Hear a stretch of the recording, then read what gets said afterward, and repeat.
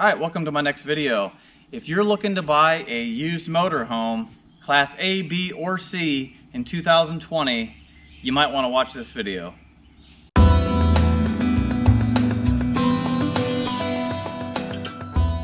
Alright, so I just picked up this 2004 Winnebago Mini Class C motorhome.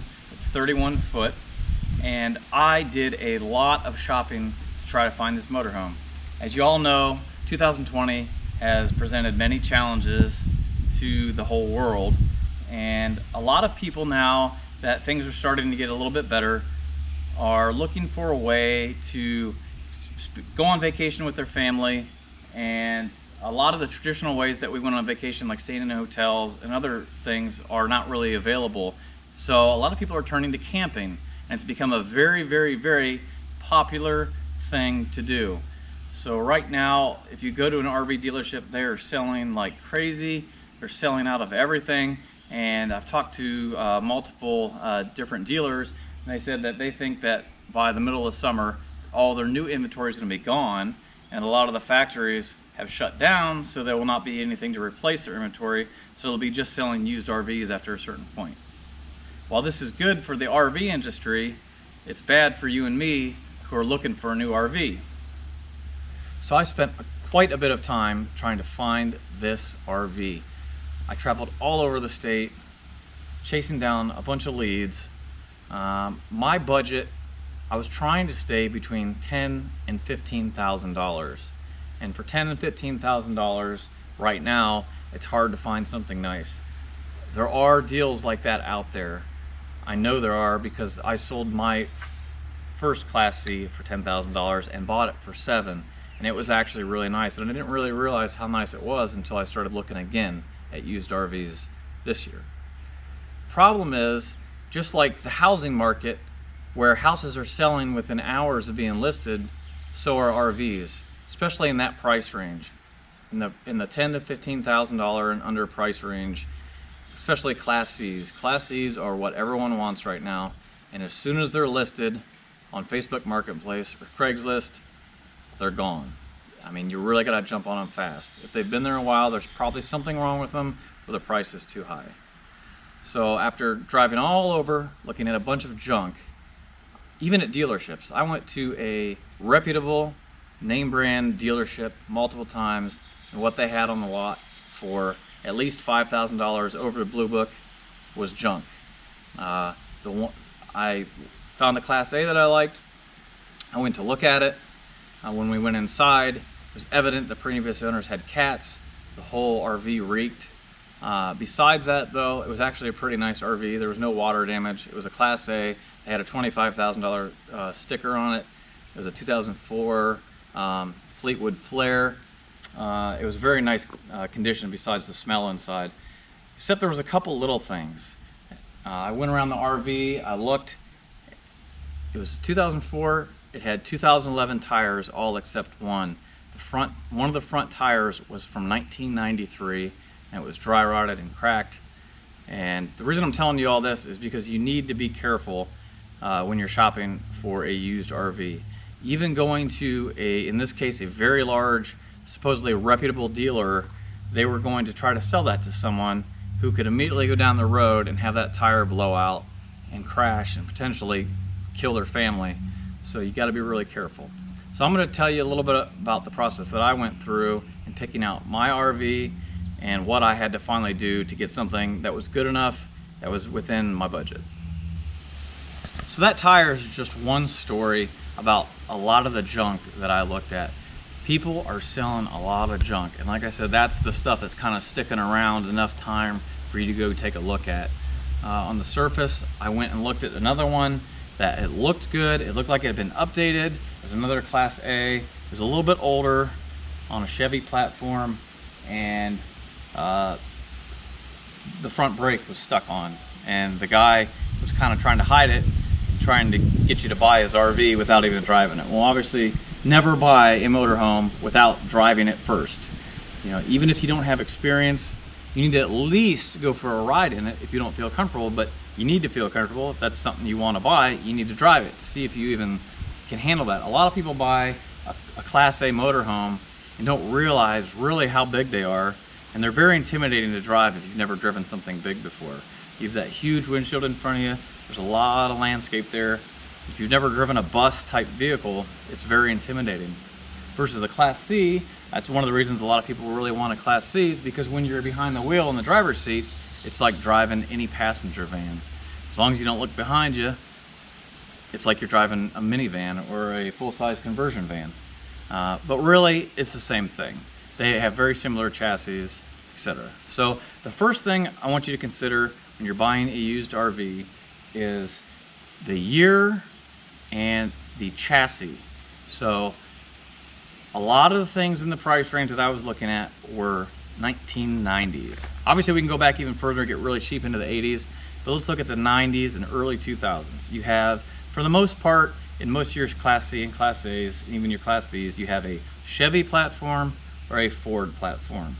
Prior to around 1999, the last year, 97, 98, just depends on the carryover of the years, Fords came with a 460 cubic inch V8 engine and a 4-speed E4 OD overdrive transmission. And that was a very solid platform at the time. It was replaced in 1999 or thereabouts with a new Triton 10-cylinder. It was part of Ford's new modular line of engines, and it came with more horsepower, more torque, also mated to a revised 4-speed automatic transmission. Throughout the 2000s, they made improvements to that engine. It ended up, still to this day, being a 3-valve, 10-cylinder version with a 5-speed automatic transmission, and then a 6-speed torque shift automatic transmission, which are really good, but now you're way up into the price range in those years of models. As far as the Chevy platform goes, you'll see something called a Chevy P30 or P32 chassis. The Chevys used to come with a 454 V8 gas engine. This is also a very good engine. The Ford 460 and the Chevy 454 had problems with exhaust manifolds. They would get too hot being in a motorhome under a lot of stress constantly. They would overheat, they would warp, they would blow the gaskets out. It's common when you're testing these older motorhomes to hear a ticking sound coming from the exhaust under the hood. That is usually a bad exhaust manifold. That is something that you really should not drive the motorhome with it like that. There's the risk of carbon monoxide, just noise. It's not good for the engine. There's a list of reasons. It's not the end of the world, but it's just something to think about. That's something you're going to run into on these older motorhomes. The Chevy platform came with either a Chevy transmission or an Allison transmission. In the late 90s, around the same time Ford switched over, Chevy basically sold their operation and it became what was known as a workhorse chassis. And this company, Workhorse, made the chassis for the Chevy-based motorhomes. Again, they made improvements to the engine. They went from the 7.4 liter to an 8.1 liter engine, which is a very large V8 for Chevy. That's a very good engine also. You really cannot go wrong with Ford versus Chevy in most of the later motorhomes, but I will say that if you're looking for especially an early 90s motorhome, and it's between a 460 V8 and a Chevy 454, I know I'm going to get flack for saying this, but the Ford was a much stronger platform overall. It had a better transmission, a better driveline, it had a stronger chassis. So it's just something to keep in mind. All right, so the next thing is obvious. When you're looking at a used RV, you want to really take the time to walk around and look at it. Look at the condition of the fiberglass. Something very, very common on Class A's and even more common on Class C's, especially in this area here, is something called delamination. And you have to really stand and look down the side of the vehicle, and you'll see possibly, it looks like a little bit of a bubble, like an air bubble under the fiberglass. And what that is it's a water leak, and it could be old, it could be something that's currently going on, but what that is water slowly just drips down and it gets between. This is laminated fiberglass on top of plastic in most cases, or on top of wood, I mean. Water actually gets in there, and just like it says, it delaminates, or the glue comes apart. And the problem with that is it causes rot on the wood, And eventually this fiberglass will just rip completely off the side of the RV. It is very common to find delamination on a 90s and 2000s motorhome. Don't let that necessarily keep you from buying it if it's very minor, especially if they have proof, the seller has proof that the issue has been resolved, that maybe they've resealed all the windows, or they've resealed the roof, or all the gaps. So just something to keep in mind when you're looking around the Class C. This one that I got, you can see there are no windows on the front or sides of the cab over. That's because this originally came with an entertainment center there instead of a bed. This is an ideal configuration because you can always remove the entertainment center. And the fact that it doesn't have windows, that's that many less places to leak. RV manufacturers, finally, if you look at all the new ones, you'll see that they don't have windows up here. And the reason that is because they get chipped by rocks all the time and they always leak. There's just way too much vibration going on to keep that window intact. So they finally did away with it. It just destroys the front of these Class Cs. And you will find them with water damage. Even dealers will be selling them that are completely junk. And it's just like, it'd be like buying a house with black mold in it. You don't want to get yourself in that situation. All right, also, while we're on the outside, tires. Very, very important. Your Class C motorhomes like this, Chevy or Ford usually have a 16-inch wheel and tire. The older Class A Ford chassis motorhomes had the same 16-inch wheels and tires. Class A's of the late 90s and 2000s have a 19.5-inch wheel and tire, and that's usually a much better platform because you have a larger wheel, the tire handles more weight. In the case of the Fords, in 99 when they went to the V10 engine, the Class A's, they switched from the 460 to the V10. They got a wider chassis, and the frame wheels are spaced further apart. And you'll notice on the older motorhomes, you'll see the wheels look like they're tucked way in on the front, and it just looks like the vehicle wouldn't be very stable. It wasn't. It really wasn't. So the later design, they went to the bigger wheels and tires, they moved the wheels farther out in the front and back, and it made for a much more stable platform. And I highly recommend, if it's within your budget, that you try to find the late 90s, 2000s chassis, because it is a night and day difference. Drive a couple, you'll see what I mean. It's a huge difference. So, like I said, you're moving around. If there's slides on the motorhome, which a lot of them have, just look at the condition of the seals. Does it look like there's any water damage? Do they have awnings over the slide? In my case, this was just replaced a year ago. That just prevents sticks and leaves and stuff from blowing down in there, because then when you pull it in, they get smashed in there and they destroy the seals. Does the generator work? A lot of Class A's and C's, most have a generator. Not only does it fire up, but will the RV actually run the AC on the generator? You got to try it. You need to try all this stuff. Do not take their word for it. Dealers act like it's a big deal to bring the motorhome over and plug it in, or to fire up the generator and let you see everything working. Have them hook it to a hose. You have to make sure everything works. Have them turn on the generator, come back in an hour and make sure it's starting to get cold. RV refrigerators and freezers take a long time to cool down. Look underneath, look for rust. It's just like you're buying a car. In this case, again, these tires, these are Goodyear Wranglers. They have excellent tread. They were replaced a year ago. Look at the date code on the tires. These were replaced a year ago, but if you look at the date code, 4615, these are from 2015. So they were not brand new tires when they were put on. Well, they probably sat on a shelf for years. I have the receipt inside. They were installed by Camping World. So again, Camping World, installing old tires, semi-old, as new. And they were really expensive too. So just keep that in mind. But that's how you can tell. There's a date code on your tires. It's usually a 4-digit code. Look at that. In my case, the one I went and test drove, it had a 1993 tire on it. That means that either the person who traded it in threw it on there just so they could trade it in, or even worse, the dealer put it on there just to sell it. If that's the case, that's inexcusable, and I really screamed and cried about that when I was there. Not that they care, but that's just unacceptable in my opinion. So keep these things in mind. Look at the frame, look at the brake lines. If you're buying a Class C like this, obviously, like I said, you'll have the van chassis. Just look at the condition, the overall condition. Does it look like it's been cared for? In this case, mine has 21,000 miles on it, and it's a 2004. So you know it has not been used much. Look for signs that it was an accident. You can do a Carfax report on an RV just like you can on a car. Look for cracks in the windshield, especially on Class A motorhomes.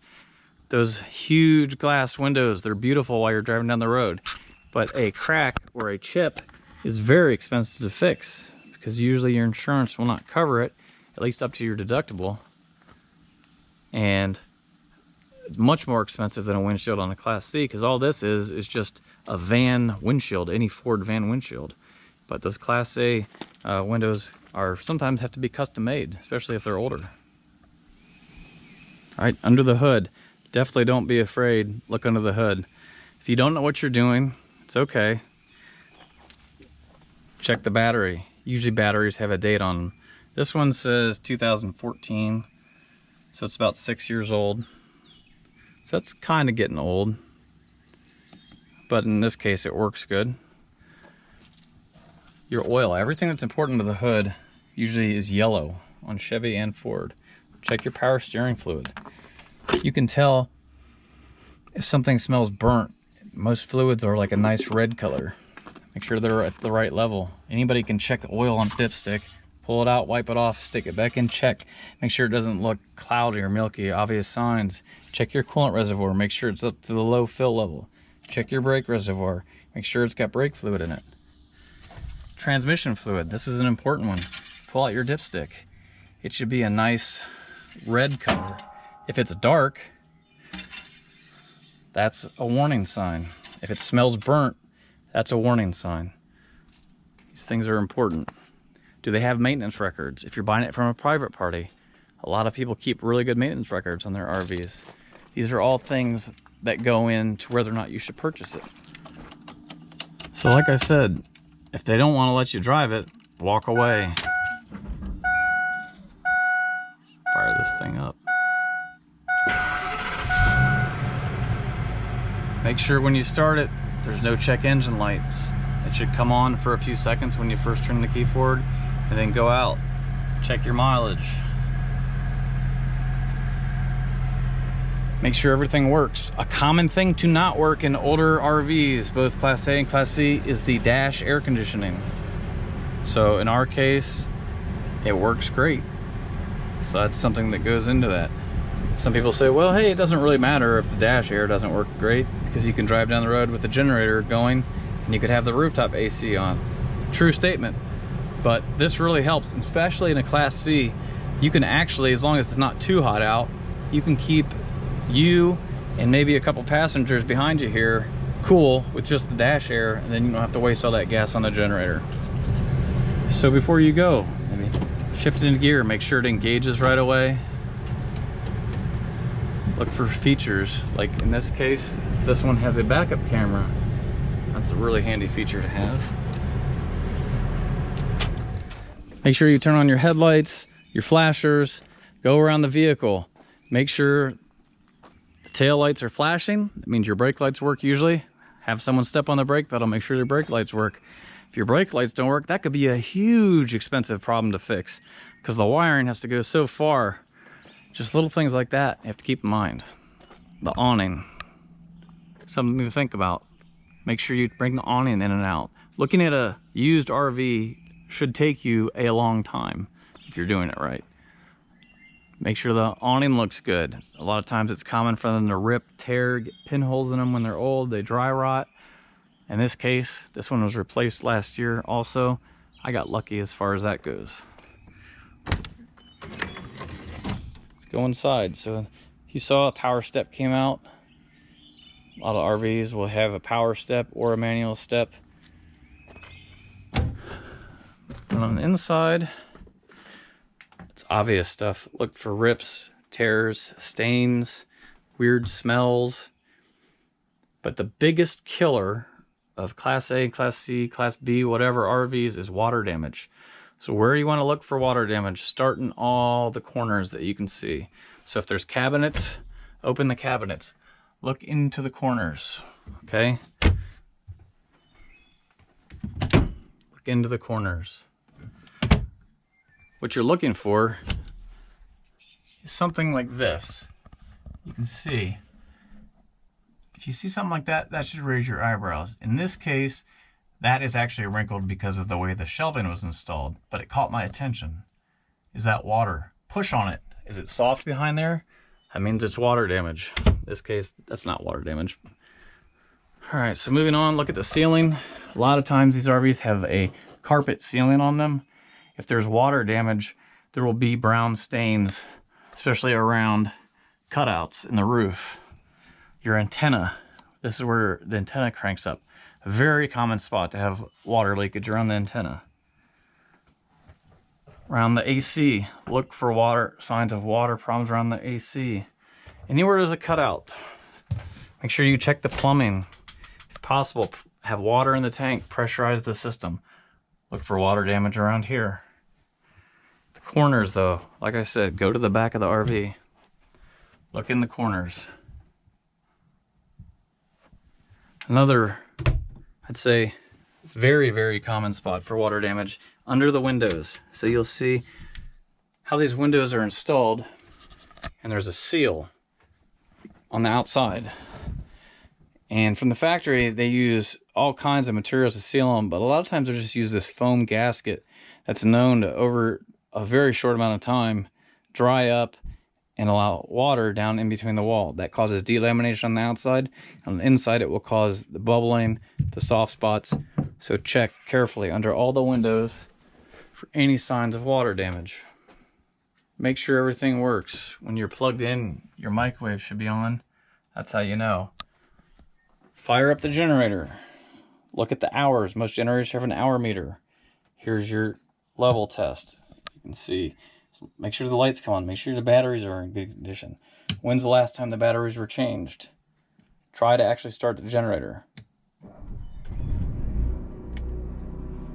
So in this case, this generator has 213.3 hours. That's relatively low mileage, especially for the age, which means it wasn't used much. Like I said on the fridges, they either have a two-way or a three-way fridge usually. Two-way means it runs on 120 volts.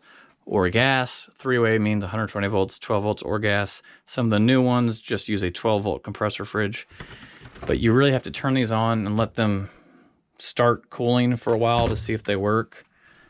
The best way is reach up and just touch one of these screws, or in the fridge, reach here and touch these cooling plates. You'll feel them getting cold, usually within 20 minutes to an hour, if it works. If not, man, these are really expensive. You do not want to have to replace an RV refrigerator. So look for signs of plumbing issues. Look for leaks, weird stains. Like I said, if you can, try turning things on and off. You know, these can leak behind here in the wall. Same thing in the bathroom. Look under the sink. Look for obvious signs of plumbing problems. Look in the toilet. You can tell it's been winterized because it has the signs of the antifreeze. In fact, this camper still has antifreeze in the lines that I have to clear out, but that's a good thing. If there's antifreeze, if you can just turn it on for a second and see a little bit of that pink or orange water come out, you know that they took the time to winterize it. A lot of the newer RVs have PEX pipe in them, which does resist breakage better due to freezing. But a lot of the older RVs in this budget range have a gray plastic pipe that was known to break and is very fragile. I always recommend replacing that, but you can get away with using it as long as you turn off the pump whenever you're done using the water. I would never leave it on. I don't even leave it on something with PEX pipe, but that's just me. All right, so I think I covered most things with what to look for when you're buying a Class C, Class B, Class A RV. The main thing is you have to decide if it's right for you. Remember, you have to drive it, so you have to be comfortable driving it. If you hate driving it, you're never going to use it, and it's just going to sit. Sometimes we make concessions when we're excited about something, but this is really a big purchase, and you need to consider things carefully. In my case, I told you that my budget was $10,000 to $15,000. Well, I found nothing really good enough for $10,000 to $15,000 when I was comparing everything to the Class C that I sold for $10,000. So I had to spend $25,000 to buy this RV. And that brings me to my next point.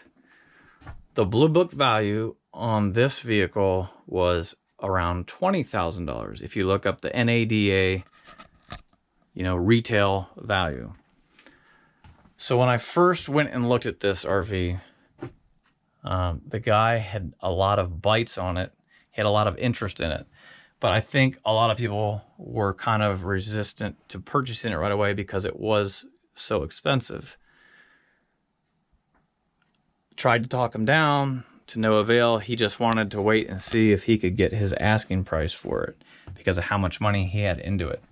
So I passed initially, continued wasting my time, took a day off of work, driving around looking at all these junk RVs that everyone wanted $5,000 or more over the retail value, including at dealerships. And then at a dealership, they were mostly not dealing because they know that everyone's looking for RVs right now. So they didn't really want a deal.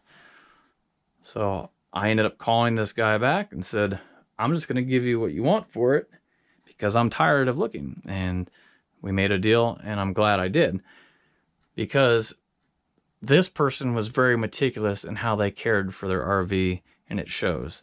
It included a lot of nice features, a lot of add-ons. As you saw walking around it, it's in very good condition for the age.